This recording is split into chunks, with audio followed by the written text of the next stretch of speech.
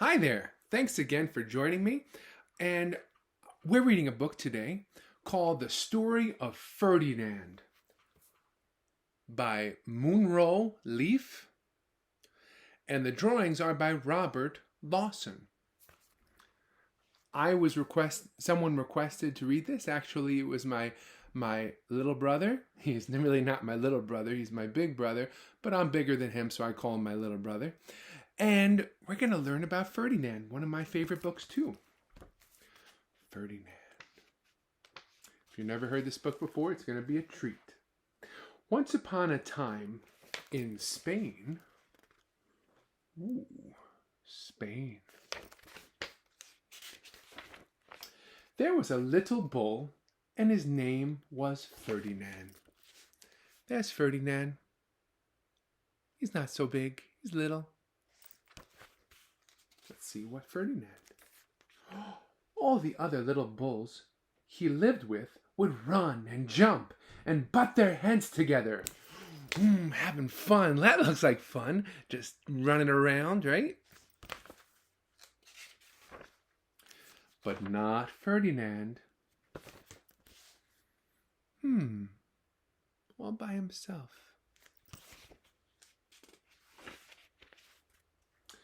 He liked to sit just quietly and smell the flowers.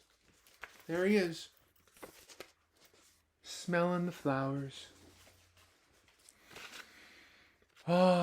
Beautiful flowers. Here's some more flowers you can smell. Let's all smell the flowers together. Oh, so beautiful. So happy. He had a favorite spot out in the pasture under a cork tree.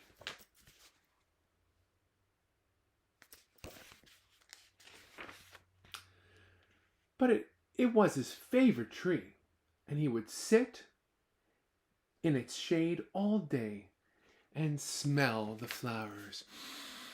Smell them. Smell so good. I love to smell flowers. Sometimes his mother, who was a cow, would worry about him. She was afraid he would be lonesome all by himself. She thought he was going to be lonely. Mothers worry about such things. Moms are good. Why don't you run and play with the other little bulls and skip and butt your head? She would say. But Ferdinand would shake his head. I like it better here, where I can sit just quietly and, you got it, smell the flowers. I'm okay. I'm happy.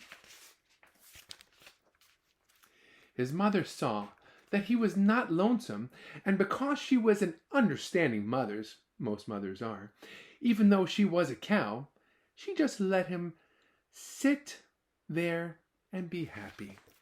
What a good mom. He was happy. Leave him alone.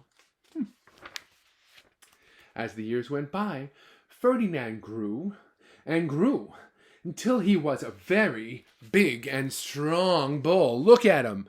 He's huge. And there's a vulture up there saying, that would be a delicious meal. He was licking his beak. But look how big he got. I guess he's 2 years old now. I haven't seen many 2-year-olds that big, but Ferdinand was. All the other bulls who had grown up with him in the same pasture would fight each other all day. They would butt each other's heads and stick each other with their horns. Doesn't sound very nice. What they wanted most of all was to be picked to fight all the bullfighters in Madrid. Oh, sorry. There they are. They're looking at the poster. Bullfight, Madrid. I want to be there. Some bulls like to fight. But not Ferdinand. He still liked to sit just quietly under the cork tree and smell the flowers.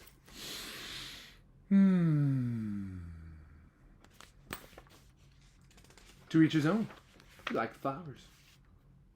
One day, 5 men came in very funny hats to pick the biggest, fastest, roughest bull to fight in the bullfights in Madrid. There they are. Funny hats. Fancy hats. Uh-oh, yes. Keep going. Oh, there they are. Look at those funny hats. They are funny. Like my hat. I am a bullfighter in Madrid. All the other bulls ran around snorting and butting, leaping and jumping, so the men would think that they were very, very strong and fierce and pick them. Pick me, no, pick me. I'm the toughest, I'm the fiercest bull. The bullfighters were probably like, who should we pick? Ferdinand knew that they wouldn't pick him, and he didn't care. So he went out to his favorite cork tree to sit down. He didn't care that they were there. Same old day. He was just gonna continue doing what he was doing. He didn't look where he was sitting, and instead of sitting on the nice cool grass in the shade, he sat on a bumblebee. Uh-oh, what's gonna happen? I don't know. Well, if you were a bumblebee and a bull sat on you, what would you do? If you were a bumblebee and a bull sat on you, what would you do? You would sting him. You would sting him, all right. And that is just what this bee did to Ferdinand. How would you feel if a bee stung you? If you were a bull, would you feel it? Oh, you sure would. Look at Ferdinand.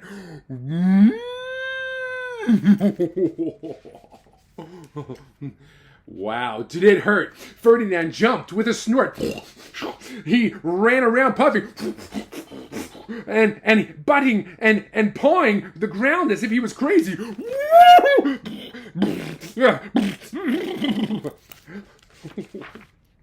The 5 men saw him and they all shouted with joy.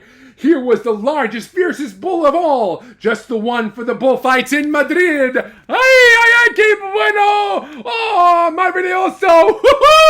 Woohoo! Hey, they found the bull they needed. So they took Ferdinand away for the bullfight in a cart.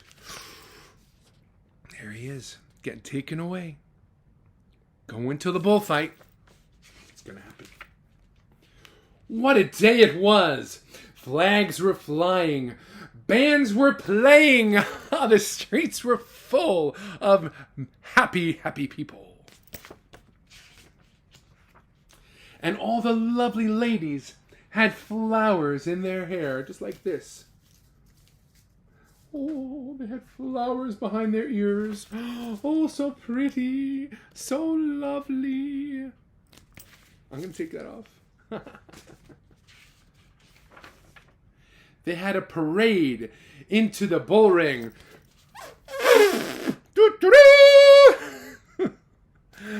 Announcing the coming of the great bull.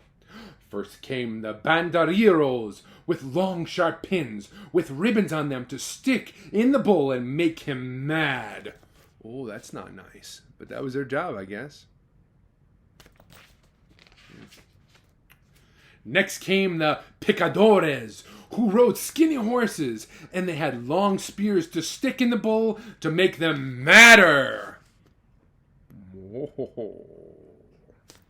I'm scared for Ferdinand.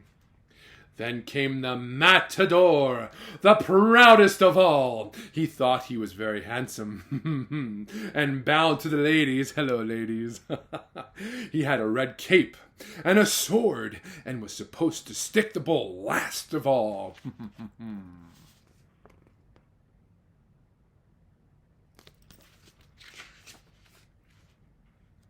Then came the bull. And you know who that was, don't you? Say his name with me. That's right. Ferdinand. There he is, sticking his head out. They called him Ferdinand the Fierce, and all the bandoleros were afraid of him, and the picadores were afraid of him, and the matador was scared stiff. There they are, so scared. Ferdinand the Fierce, what's going to happen to us? Ferdinand ran to the middle of the ring, and everyone shouted, "Hooray!" and clapped because they thought he was going to fight fiercely and butt and snort and stick his horns around. Ooh, here it comes. Hooray, Ferdinand!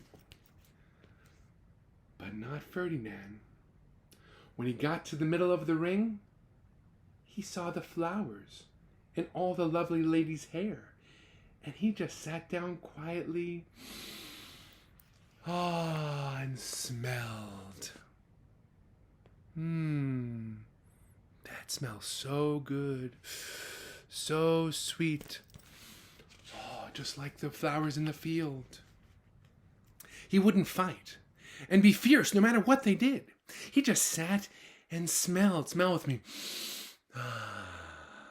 And the banderilleros were mad, and the picadores were madder, and the matador was so mad he cried because he couldn't show off his fancy cape and his sword. He got a red cape, and he was like, come on, Ferdinand the Fierce, come on, run to me, come on. Nothing happened. Nope. Ferdinand just sat there. So they had to take Ferdinand home. Here he is, getting taken home on a cart.